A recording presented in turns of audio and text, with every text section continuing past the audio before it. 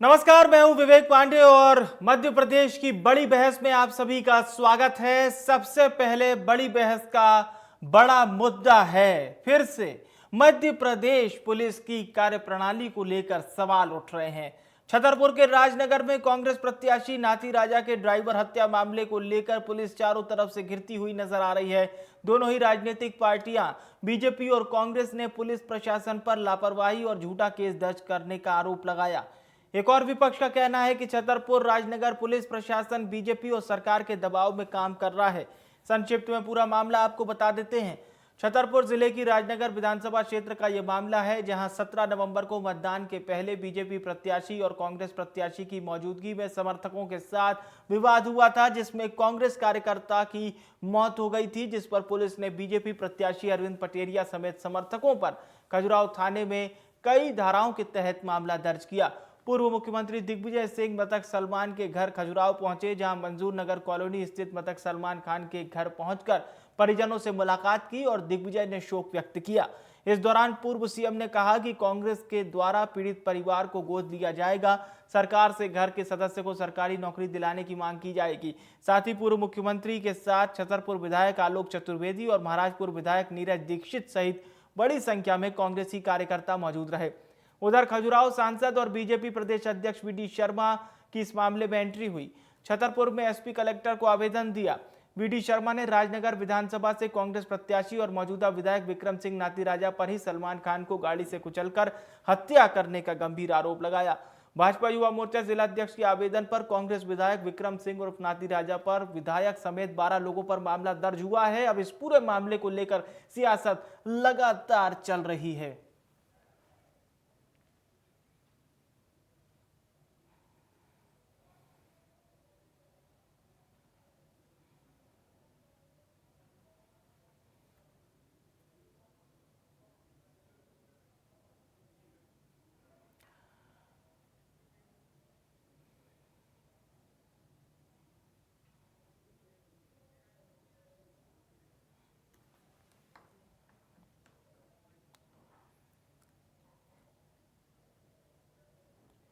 और चलिए अब आपको सुनवाते हैं इस पूरे मामले को लेकर पूर्व मुख्यमंत्री दिग्विजय सिंह और बीजेपी प्रदेश अध्यक्ष वी डी शर्मा का क्या कहना है। आइए सुनते हैं। हमारी मांग साफ है। प्रशासन ने इस विभत्स घटना पर संज्ञान लेते हुए धारा 302 के अंतर्गत 20 लोगों के नाम से एफआईआर दर्ज की है। 15 से 20 गाड़ियों ने इस हमारे कांग्रेस कार्यकर्ता को सलमान को रौंदा है। उस पर अभी तक बाकी तो अपराधियों की तो छोड़ दीजिए, जिन गाड़ियों ने रौंदा है वो उनकी भी जब्ती नहीं हुई है। आखिर ये प्रकरण बनेगा कैसे? यहाँ तक कि सुनने में आया कि वहाँ अभी तक एफएसएल की टीम भी नहीं पहुंची आज अभी तक। तो एडिशनल एसपी साहब ने कहा है कि एफएसएल की टीम जाके देख के रिपोर्ट देगी, वो आई है, ये बताया मुझे ऑफिशियली एडिशनल एसपी साहब ने और डीवाईएसपी साहब ने। अब अगर वो झूठ बोल रहे हैं तो मैं नहीं कह सकता। देखिए, राजनगर विधानसभा के आईडी नहीं भैया, चुनाव के दौरान जिस प्रकार का घटनाक्रम हुआ, बगल से खड़े हो, भारतीय जनता पार्टी के प्रत्याशी और हमारे कार्यकर्ताओं पर प्राणघातक हमला, बीच में फंसा कांग्रेस के प्रत्याशी न्यूज़ 18 नाती राजा ने अपने आपराधिक प्रवृत्ति के और खुद लोगों पर प्राणघातक हमला किया और उसके बाद उल्टा योजनाबद्ध तरीके से चक्रव्यूह बनाकर अपने ही ड्राइवर की प्लानिंग से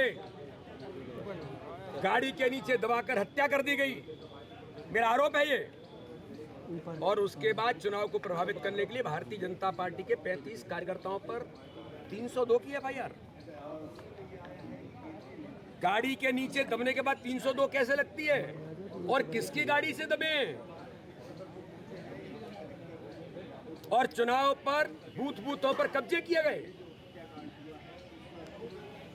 ये आज हमने प्रशासन से मिलकर के, कल हमने इलेक्शन कमीशन से भी हमने बात की है, डीजीपी को हमने डेलीगेशन मिला है, आज हमने डिस्ट्रिक्ट कलेक्टर और अभी डीआईजी को भी हम मिल रहे हैं कि इस घटनाक्रम की जांच गहराई के साथ होनी चाहिए। और सियासी नेताओं के बाद अब सुनते हैं एडिशनल एसपी विक्रम सिंह ने क्या कुछ कहा।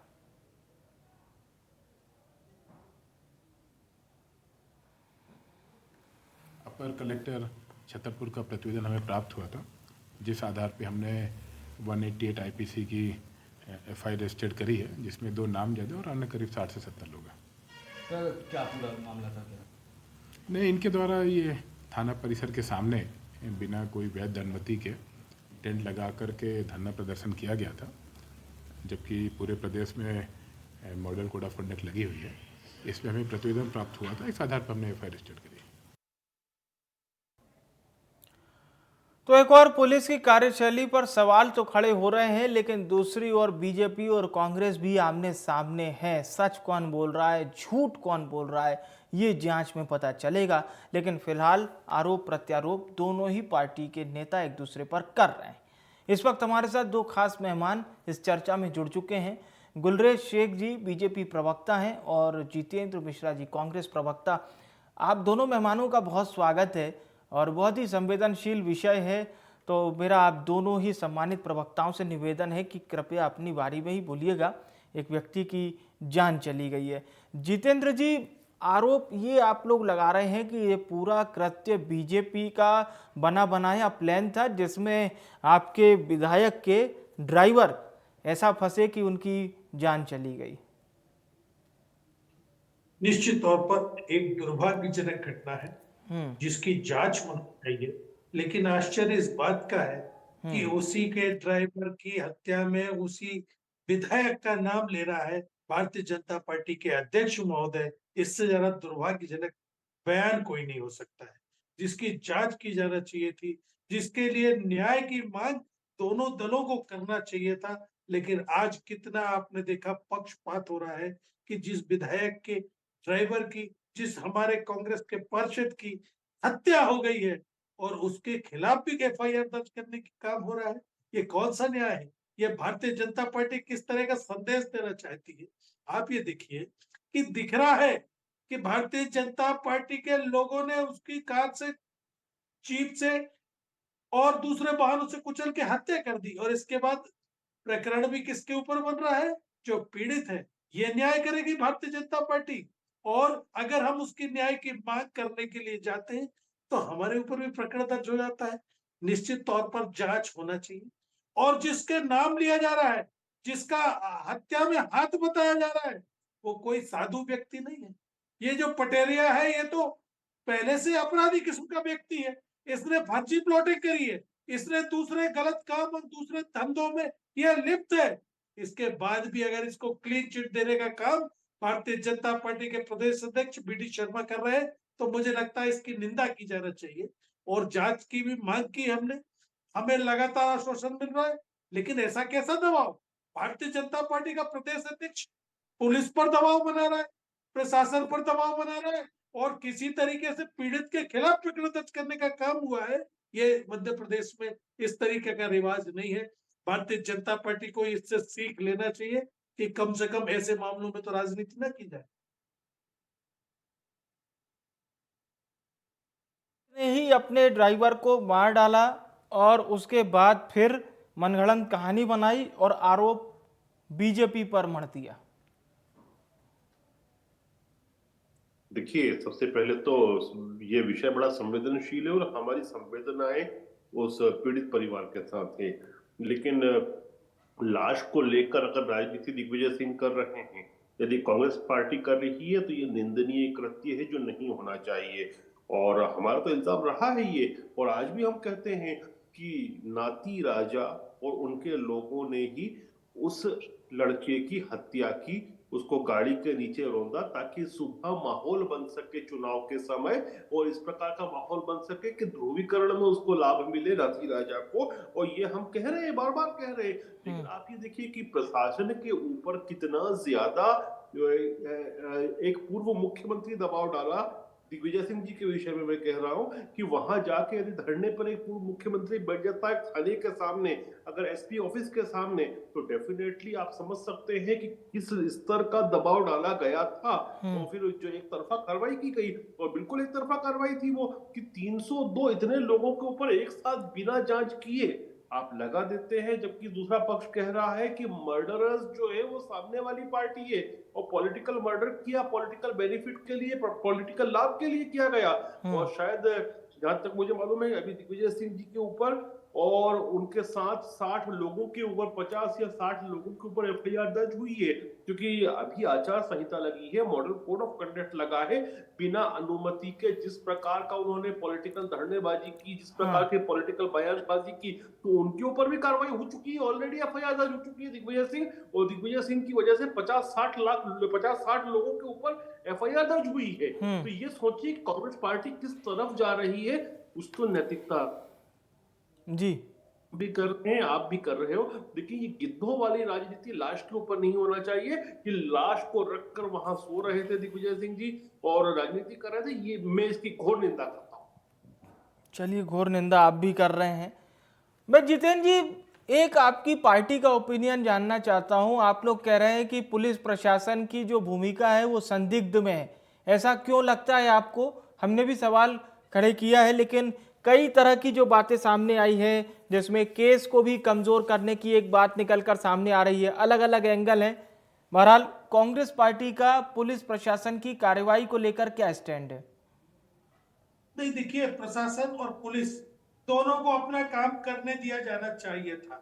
जब पीड़ित पक्ष नामजद रिपोर्ट लिख रहा है तो निश्चित तौर पर उस पर धारा लगनी थी, लेकिन बीडी शर्मा के पेट में दर्द हुआ कि भारतीय जनता पार्टी के प्रत्याशी को भारतीय जनता पार्टी की सरकार में कैसे केस लगाया जा सकता है, तो उन्होंने दबाव बनाया। हमारी आपत्ति इस पर है कि प्रशासन, पुलिस और प्रशासन दबाव बनाया। अभी आचार संहिता लगी हुई है सर, आचार संहिता के बावजूद भी इतना दबाव में काम कर रहे हैं। निश्चित तौर पर वो सामने दिख रहा है। आप भी देखिए कि अगर न्याय नहीं मिलेगा तो निश्चित तौर पर धरना दिया जाएगा। धरने के नाम पे एक पूर्व मुख्यमंत्री जो शांतिपूर्ण पर बैठे हैं, उनके साथ 60 लोगों के ऊपर आप एफआईआर दर्ज कर लेते। लेकिन जो पीड़ित मांग कर रहा है, जिस पीड़ित ने लगातार बताया, नामजद रिपोर्ट की कि किसकी गाड़ियों से कुचला गया, किसके कहने पे कुचला गया, तब आप जाकर के बीडी इन्वॉल्व हो जाते। वो चुनाव आयोग से लेकर के भोपाल तक अपनी धौंस दिखाने का प्रयास करते और प्रशासन को दबाव में ले लेते। भारतीय जनता पार्टी की सरकार नहीं होती तो निश्चित तौर पर इस पर न्याय होता, लेकिन जबरदस्ती पीड़ित पक्ष में केस बनवाना, ये भारतीय जनता पार्टी के प्रदेश अध्यक्ष ने जो कृत्य किया है, इसकी निंदा की जाती है और इसकी निंदा की भी जानी चाहिए। कम से कम आज आप जज तो मत बनिए, आज आप न्यायाधीश तो मत बनिए। कुलरेज से एक फैसला नहीं दे रहे कि किसने किसकी हत्या की। अरे ये काम प्रशासन को करने दीजिए, ये काम न्यायालय को करने दीजिए। पर मिश्रा साहब, पीड़ित पक्ष से एफआईआर दर्ज कराने का काम मिश्रा साहब, बीडी शर्मा कह रहे हैं कि जो नाती राजा साहब हैं, उन्होंने कांग्रेस पार्षद की हत्या कर दी, वो पूरा प्लांट मर्डर करवाया। मैं वही तो कह रहा हूं कि बीडी शर्मा साहब राजनीति छोड़ के कई न्यायिक व्यवस्था में बैठ जाते, जो फैसला करने लगते। अरे ये काम प्रशासन का, पुलिस का, इसकी तहकीकात होना चाहिए, ना कि पीड़ित पक्ष के खिलाफ एफआईआर दर्ज करना चाहिए, पीड़ित पक्ष पर धाराएं लगा देना चाहिए। बीडी शर्मा का काम नहीं। बीडी शर्मा डाल रहे हैं पुलिस पर, प्रशासन पर, जो नहीं होने दिया जाएगा और उनके खिलाफ सख्त से सख्त कार्रवाई। सबसे पहली बात तो एक मिनट आ रहा हूँ गुलरेज जी, आ रहा हूँ आपके पास जी। मिश्रा जी, आप अपनी बात खत्म कीजिए। यही कह रहा हूं कि बीडी शर्मा किस अधिकार से दबाव डाल रहे हैं। ये न्यायिक प्रकरण है, ये पुलिस प्रशासन की जिम्मेदारी है कि वो तय करे कि किसने किसकी हत्या की। लेकिन पीड़ित पक्ष की रिपोर्ट के काउंटर में अगर आप पीड़ित पक्ष पर एफआईआर कर देंगे तो निश्चित तौर पर शर्मनाक बात है, और उसमें इन्वॉल्वमेंट भारतीय जनता पार्टी के प्रदेश अध्यक्ष का होगा। दबाव डाल के अगर इस तरह के प्रकरण दर्ज किए जाएंगे, मुझे लगता है न्याय व्यवस्था का मजाक उड़ाया जा रहा है। कुलरेज शेख हो चाहे बीडी शर्मा हो, एक सी बात बोल रहे हैं, वो यही फैसला कर रहे हैं कि किसने किसकी हत्या की। ये काम पुलिस प्रशासन करना चाहिए, ये काम न्यायालय तक होना चाहिए, इसको फैसला आप नहीं कर सकते। चलिए, गुलरेज जी से पूछ लेता हूं। गुलरेज जी, अब बीजेपी प्रत्याशी के खिलाफ केस दर्ज किया गया है, 302 धारा 302 के तहत केस दर्ज किया गया है बीजेपी प्रत्याशी के खिलाफ। मैं वही कह रहा हूं कि बिना जांच किए मल्टीपल लोगों के ऊपर दिग्विजय सिंह जैसे लोगों के और अन्य कांग्रेस के बड़े नेताओं के दबाव में प्रशासन ने कृत्य किया। जहां तक बात अभी कांग्रेस तो आप भी यही मान रहे हैं कि ये प्रशासन के दबाव में? प्लीज नहीं, सुनिए तो मैं पूरा मौका दूंगा आपको। मैं ये कह रहा हूं सर कि आप भी ये मान रहे हैं कि ये प्रशासन के दबाव में दर्ज हुआ है केस? डेफिनेटली। अगर पूर्व मुख्यमंत्री को आप देखिए कि एक पूर्व मुख्यमंत्री प्रदेश का 10 साल तक जो पूर्व मुख्यमंत्री रहा, कांग्रेस पार्टी का कद्दावर नेता है, यदि वो जाके धरने पर बैठता है और रात में धरने पर बैठता है इतने लोगों के साथ, तो और उसके साथ अन्य विधायक जाते हैं, सब कुछ होता है, तो डेफिनेटली प्रशासन दबाव में आता है। और ये बात जो कांग्रेस बोल रही है गलत बोल रही है कि हमारी सरकार है, अभी केयर टेकिंग गवर्नमेंट है 3 तारीख तक, 3 तारीख के बाद हमारी वापस। तो वीडी शर्मा जी पर आरोप लगा रहे हैं। वीडी शर्मा जी ने लेकिन आज के समय सरकार वास्तव में किसी की है तो वो केंद्रीय चुनाव आयोग की है। और ये जिस नाती राजा की बात कर रहे हैं ना, उनका दामन कितना साफ पाक है। आप ये समझिए कि 394 के चार्जेस उनके ऊपर है। 394 क्या है कि रॉबरी करने के लिए किसी को charges related to voluntarily causing hurt in committing robbery, robbery करते समय किसी को जानबूझकर हर्ट करना। मतलब दिग्विजय सिंह कह रहे हैं कि बीजेपी के दबाव में इतना है प्रशासन कि जो उस वक्त वहां पर लोग मौजूद थे उनका बयान नहीं हुआ, कारें जब्त नहीं हुई है, ये बात कह रहे हैं दिग्विजय सिंह। देखिए, दिग्विजय सिंह जी कुछ भी कहते रहे, दिग्विजय सिंह को आचार संहिता का उल्लंघन कर रहे थे, पहली बात। दूसरी बात, जितने भी बिना वेरिफिकेशन किए, बिना जरा सी भी जांच किए प्रशासन ने 20-25 लोगों के ऊपर 302 में बुक किया भारतीय जनता पार्टी के, वो तो सरासर दबाव में किया गया है। प्रशासन गलत तरह से कृत्य कर रहा था, दबाव में कर रहा था। और हमने प्रशासन को यही कहा है कि आप जांच करें, आप दबाव में काम मत करें, आप जांच करें। और हमने लीगल पहलू बताए उनको कि आप इन चीजों में बुक करें। दिग्विजय सिंह ने आचार संहिता का उल्लंघन किया, उन पर कार्रवाई हो, तो उन पर एफआईआर हुई, उन्होंने आचार संहिता का उल्लंघन किया है। तो ठीक है जितेंद्र जी, अब आप क्या कहेंगे कि ये बात दिग्विजय जी गए और वहाँ पर उन्होंने धरना भी दिया और उनकी तस्वीरें भी बहुत वायरल हुई थी इस बात को लेकर, लेकिन बीजेपी को ये लग रहा है कि केस को कमजोर करने वो गए थे। दोनों ओर से समझ में नहीं आ रहा है कि आखिर न्याय के लिए कौन बात कर रहा है, यानी कि अन्याय किसके साथ हुआ है। थोड़ा सा कश्मकश हो रहा है समझने में। देखिए, मेरा ये कहना है कि दिग्विजय सिंह जी पीड़ित को न्याय दिलाने की बात कर रहे थे जी। उन्होंने धरना 144 का उल्लंघन हुआ, आप दिग्विजय सिंह जी के खिलाफ आपने एफआईआर कर दी। आप दिग्विजय सिंह जी को गिरफ्तार कर लो, जो आपको करना है वो कर सकते हैं, लेकिन उस पीड़ित पक्ष के साथ न्याय कैसे हो जब अपराध में शामिल वाहनों की गिरफ्तारी नहीं हुई? वाहनों मैं लौट रहा हूं जितेंद्र जी, गुलरेज जी आपके पास। हमारे दर्शकों को एक बड़ी खबर इसी बीच बता देते हैं। आप दोनों मेहमानों के पास लौट रहा हूं मैं। चलिए बड़ी खबर का इस बीच रुख करते हैं। एक बड़ी खबर निकलकर सामने आ रही है और ये भोपाल से खबर है। पूर्व मुख्यमंत्री दिग्विजय सिंह पर एफआईआर, बिना अनुमति के धरने को लेकर उन पर एफआईआर दर्ज की गई है। छतरपुर में दिग्विजय सिंह पर एफआईआर दर्ज की गई है। तो बिना अनुमति के धरने को लेकर पूर्व मुख्यमंत्री दिग्विजय सिंह पर एफआईआर दर्ज हुई है। ये बड़ी खबर आप दर्शकों तक। दिग्विजय सिंह पर एफआईआर छतरपुर में दर्ज की गई है और बिना अनुमति धरने को लेकर उन पर एफआईआर दर्ज की गई है। तो ये बड़ी खबर है, पूर्व मुख्यमंत्री दिग्विजय सिंह पर एफआईआर दर्ज की गई है। मामला बताया जा रहा है बिना अनुमति धरने को लेकर उन पर पुलिस प्रशासन ने एफआईआर दर्ज की है। ये बड़ी खबर है इस वक्त की। पूर्व मुख्यमंत्री दिग्विजय सिंह जिन पर छतरपुर में एफआईआर दर्ज की गई है। तो धरने को लेकर उन्होंने अनुमति नहीं ली थी और ये पूरा वाकया जो कि लगातार हम आप तक पहुंचा भी रहे हैं और पूरे मामले में फिलहाल पुलिस ने अपना रुख सख्त किया है और पूर्व मुख्यमंत्री दिग्विजय सिंह पर एफआईआर दर्ज की है। एक बार फिर से चर्चा में जुड़ते हैं जितेंद्र जी। दिग्विजय सिंह जी पर एफआईआर दर्ज हो गई है, ये ताज़ा खबर हमने हमारे दर्शकों को अभी बताई। निश्चित तौर पर दिग्विजय सिंह जी पर एफआईआर दर्ज होना थी, क्योंकि भारतीय जनता पार्टी नहीं चाह रही है कि कोई न्याय की मांग करे और उसका साथ दे। पीड़ित परिवार के साथ खड़े होने में अगर एफआईआर दर्ज होती है तो मुझे लगता है 10 एफआईआर दर्ज हो जाए। अगर धरने के दौरान धरने की परमिशन मांगे तो परमिशन नहीं मिलती। अगर अपनी बात करें तो डंडों से सामना करना पड़ता है भारतीय जनता पार्टी। और मुझे तो बहुत आश्चर्य हो रहा है कि भारतीय जनता पार्टी की तरफ से यह बात कही जा रही है कि कांग्रेस के दबाव में प्रशासन काम कर रहा है। आप सरकार में बैठे, अगर आपका प्रशासन ऐसे दबावों में काम करना लगता है तो निश्चित तौर पर आपके लिए शर्मिंदगी होना चाहिए। आज आपकी सरकार में आपके लोगों के द्वारा न्याय नहीं किया जा रहा तो निश्चित तौर पर हम धरने पर भी बैठेंगे और इंसाफ की भी मांग करेंगे। आप ये बताइए, क्या पीड़ित पक्ष को सहायता देने की दृष्टि में काम हो रहा है? क्या निष्पक्ष रूप से प्रशासन काम कर रहा है? वो गाड़ियों की जब्ती क्यों नहीं हुई? उन लोगों की अरेस्टिंग क्यों नहीं हुई? ये सब बताता है कि कहीं ना कहीं पीटी शर्मा ने दबाव डाल दिया इन सब चीजों को रोकने के लिए, क्योंकि अरविंद पटेरिया जो है वो भारतीय जनता पार्टी के प्रदेश अध्यक्ष का मुंह लगा हुआ व्यक्ति है। वो फर्जीवाड़े में लिप्त व्यक्ति है।